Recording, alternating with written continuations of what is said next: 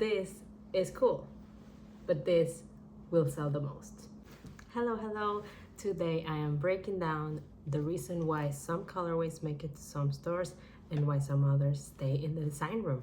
I'm breaking down the battle between creative expression and retail reality and explain why the shoes you see in store are not an accident. They're all a strategy. Welcome back to this channel. My name is Isabella. I'm a color designer in the footwear industry, and in this channel I'm giving you all the insights and tips about working in the footwear industry. You may be wondering why some shoes get chosen for production and the 3 other colorways that were maybe more cool didn't make it or got canceled. So let's get into it. Let's review why some colorways do make it to the line and why others don't. It all starts with balance. And there's a delicate balance between hype and commerciality. As designers, it's so hard sometimes to look at the lenses of what is going to sell versus what is so exciting and trendy and super relevant to what's going on in the culture. But business is business, and we have to remember that we have to be able to sell the shoes while making some excitement in other parts of the brand. I'm breaking down the 2 biggest drivers for decision making when it comes to creating colorways. Number 1 is consumers. Number 2 is channels of distribution. Every shoe that is designed for a specific purpose and consumer.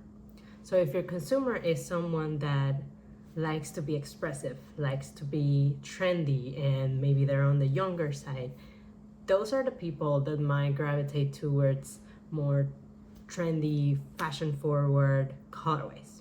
And for that consumer, you can be as expressive as the business needs it. Depending on the design, you can have multicolors or higher contrast, a lot of different materials, and plenty of opportunities for fun color blocking and exciting things as color designers. On the other hand, if your consumer is someone a little more mature and they don't want to be as expressive and they're a little more reserved and they want to use your shoe for every purpose in every moment of their day and occasions, that colorway is going to look so much different than the younger expressive colorway. Of course, we love a good canvas and we love having as many opportunities for color as possible, but you have to check yourself and you have to make sure that what you're designing is right for the consumer and not right for yourself. So consumer is key for defining what colorways and how much color and which colors and what proportion and what blocking you're going to be designing, because they're gonna be the ones that buy the shoe and you have to give them the right colorway. Depending on where the shoe is going to land, direct to consumer, wholesale, sporting goods, athletic specialty stores, specialty boutiques, and mass market will also define whether the shoe is going to be more of a hype colorway or more of a commercial take. And now let's break down the 4 types of colorways that you might see each brand playing into. First is the commercial. Commercial colorways or inline are the volume. This is where most consumers are going to land. People are always looking for white shoes, black shoes, gray shoes. Those are your top 3 colorways that every brand will sell. Why? Because they go with everything. They're versatile. They might want to be a little more conservative and making the most out of that shoe. And how do they get that? Through a colorway that is super understandable, super friendly, and reliable for the needs of the consumer. So the commercial, you always want to think neutrals, sometimes with some special touches, and depending on the channel of distribution, you can be a little more playful. Again, it all goes back to the consumer. On the contrary, there is your energy drops, your hyped sneakers, anything that is super exciting. Think about energy drops as the statement pieces of the season. These are the pieces that will bring excitement to the line, that everyone that will see it will want to be like, I want that shoe, where can I get it?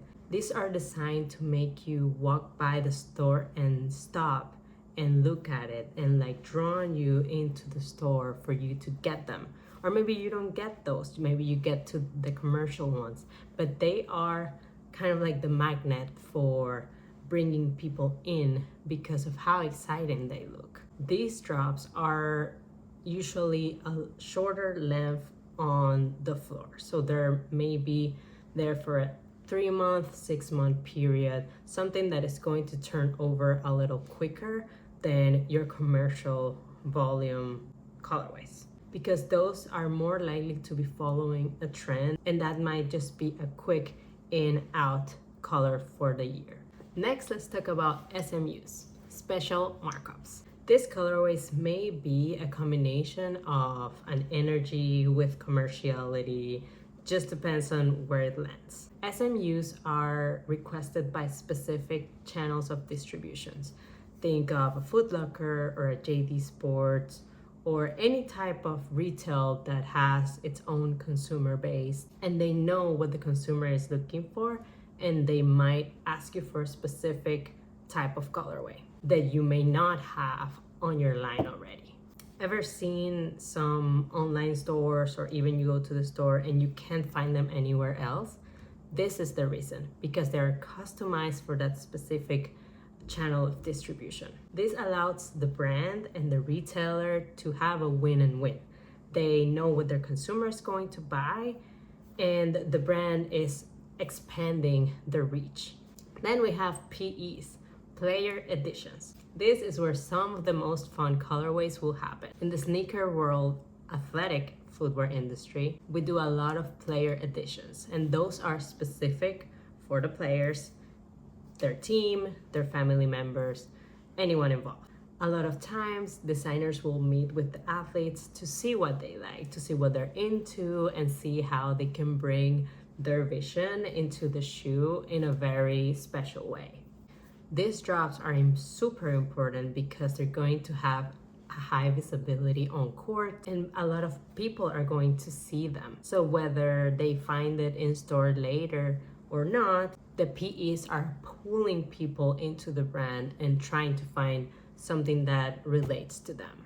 In the basketball space, you will see a lot of PEs and a lot of brands trying to do crazy colorways that are super special and different, unique for their athletes.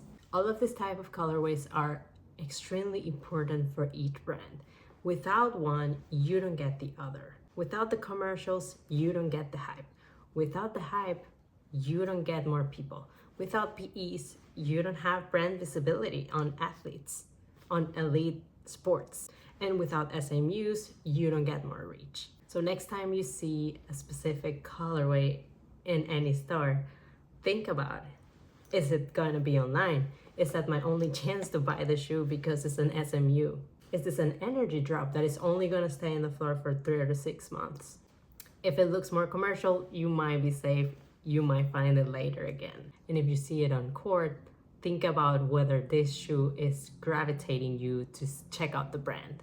I hope you find today's information super valuable, and let me know in the comments what else you would like to know about the footwear industry. And next week, I'm talking a little more about how we select the colors, working 24 months ahead, and how to predict some of the consumer behavior 2 years before it even happens. Hit that subscribe button, and I'll see you next week.